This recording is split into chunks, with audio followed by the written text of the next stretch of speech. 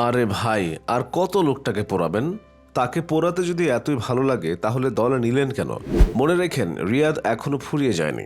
আপনি যাদের নিয়ে বড় বড় কথা বলেন, কই তারা তো নিউজিল্যান্ডের বিপক্ষে গোল্লা মারল। সে রিয়াদই তো টেনেছে দলকে, তাও তাকে ৮ নম্বরে নামালেন। এটা কোনো কথা? হ্যাঁ, এটা ঠিক, তার সময়টা ভালো যাচ্ছিল না। গত ১ বছরে বাংলাদেশের সাইলেন্ট কিলার খ্যাত এই ক্রিকেটার নিজেকে যেন হারিয়ে ফিরছিলেন। গত জুলাইয়ের জিম্বাবুয়ে সিরিজের আগে অধিনায়কত্ব ছাড়তে হয়েছিল অফ ফর্মের কারণে। এরপর এশিয়া কাপে সুযোগ পাওয়া নিয়ে জল কম ঘোলা হয়নি। যদিও সেবার একটা শেষ সুযোগ পেয়েছিলেন রিয়াদ, দলের সাথে উড়াল দিয়েছিলেন সংযুক্ত আরব আমিরাতে। বাংলাদেশের খেলা ২ ম্যাচেই ছিলেন মূল একাদশেও, কিন্তু সেই সুযোগ কাজে লাগাতে পারেননি তিনি। ২ ম্যাচে ব্যর্থ হয়েছেন, আর তাই এই মিডল অর্ডার ব্যাটসম্যানকে নিয়ে আর ভাবতে চায়নি টিম ম্যানেজমেন্ট। হতে পারে তেমন কিছু, তাই বলে একেবারে ছুঁড়ে ফেলা উচিত হয়নি। বুঝলাম তার বয়স হয়েছে, স্বর্ণ সময়টা পিছনে ফেলে এসেছেন, তারপরও ভুলে গেলে চলবে না মাহমুদুল্লাহর বিশ্বকাপে এক জোড়া সেঞ্চুরি আছে। ২০১৫ সালের ৯ মার্চ অ্যাডিলেইডে ইংল্যান্ডের বিপক্ষে ১০৩, আর ২০১৫ সালের ১৩ মার্চ হ্যামিল্টনে নিউজিল্যান্ডের সাথে অপরাজিত ১২৮।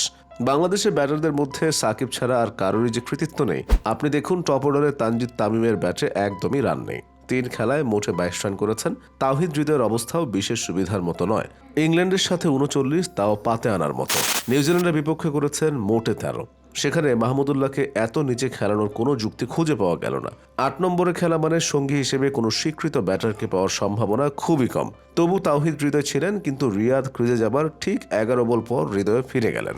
শেষ বল পর্যন্ত উইকেটে থাকা এই অভিজ্ঞ যোদ্ধা ব্যাট করলেন ৩ পেসার তাসকিন, মোস্তাফিজ আর শরীফুলকে নিয়ে। কিছু ডট বল দিয়েছেন, আর অপর প্রান্তে বোলার ছিলেন বলে কিছু ডেলিভারিতে সিঙ্গলস নেননি। তারপরও শেষ পর্যন্ত সমান ২টি করে ৪ এবং ছক্কা হাঁকিয়ে ৪৯ বলে ৪১ রানে অপরাজিত থেকে মাহমুদুল্লাহ যেন জানান দিলেন, বয়স হয়েছে তো কি হয়েছে।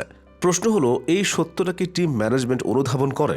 বাংলাদেশের থিঙ্ক ট্যাঙ্কের কি ধারণা মাহমুদুল্লাহর চেয়ে তানজিদ তামিম এবং তাওহিদ হৃদয়ের ব্যাট বেশি ভালো বা কার্যকর? কই, পারফরমেন্স তো সেই কথা বলে না। বরং অভিজ্ঞতার ঝুলিকে পাত্তা না দিয়ে যেসব তরুণের উপর আস্থা রাখলেন, আজ তারাই বাংলাদেশকে ডোবাচ্ছে। আর যে রিয়াদকে দলে নেবেন কিনা এ নিয়ে রাতের ঘুম হারাম হয়ে যায়, সেই রিয়াদ দুঃসময়ে এমন ইনিংস খেলেও বাহবা পাচ্ছেন না। মনে আছে, প্রথম যখন হাতুরু সিংহে কোচ হয়ে এসেছিলেন, তখন তার গুড বুকে ছিল না রিয়াদের নাম। দ্বিতীয় মেয়াদের শুরুতে দল থেকে বাদ পড়ার পর মাহমুদুল্লাহ রিয়াদও বোধহয় বুঝে গেছেন তার আন্তর্জাতিক ক্যারিয়ারটা এখানেই শেষ। কিন্তু ক্রিকেটে তো শেষ বলে কিছু নেই। কে জানে, হয়তো কোনো একটা আশার আলোর দিকে চেয়ে আরও বেশ কিছুদিন এই নিঃসঙ্গ লড়াইটা সাইলেন্টলি চালিয়ে যাবেন তিনি। তবে দেরিতে হলেও হয়তো একদিন বুঝবেন বাংলাদেশ ক্রিকেট বোর্ডের কর্তারা রিয়াদ কী জিনিস ছিলেন। হারে হারে টের পাবেন তখন।